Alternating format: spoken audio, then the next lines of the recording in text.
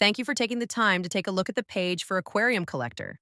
Aquarium Collector is a set collecting card game where players collect freshwater and saltwater fish and place them into tanks.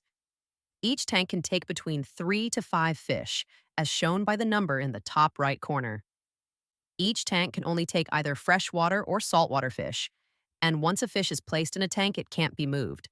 Fish with a green symbol are freshwater, and those with a blue symbol are saltwater.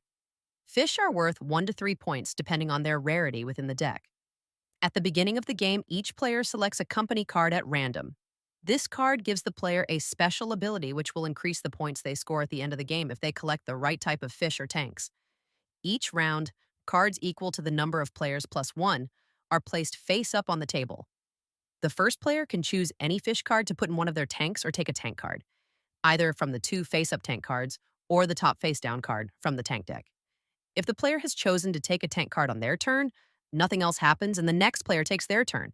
If the player has taken one of the fish cards during their turn, then the same number of fish cards as before are placed face up. So for a 4-player game, 5 fish cards are placed one on top of each pile and one in the place where the fish was taken. This continues with each player either selecting fish or a tank on their turn. At the end of each round, the first player marker moves 1 space clockwise between the players and the next round begins.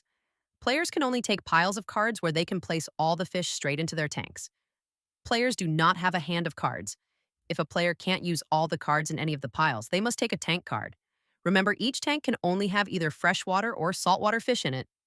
Once a tank is completed, it is placed to one side and will earn the player points at the end of the game. The game ends when a player finishes their 4th tank, at which point the rest of the final round is completed. Each fish in completed tanks earns the points in the top right corner of the card. Players then add the points gained from their company's special ability. The player with the most points wins.